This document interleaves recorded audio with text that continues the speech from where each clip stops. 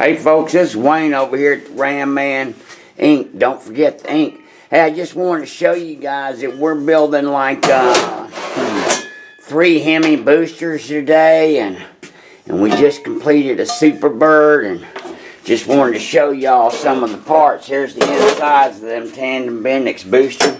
Here's the Midland Ross A-Bondy that's getting ready to go out. See how pretty that is? Got them all fixed up with all new diaphragms and the such. Here's a Super Bird getting ready to go out. 1970 wing car. See that right there? Well, let me take that off. That never goes on there. Don't forget, ain't no gasket on the front of the boosters. But anyway, here's our little booster building shop. And there's old Uncle Ron.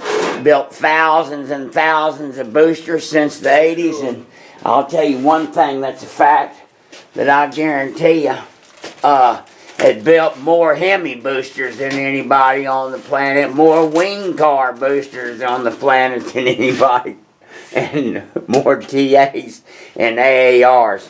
I guarantee you that. Anyway, God bless you. God bless America. And if you need some help with your booster, you know where to send it to you. Bye.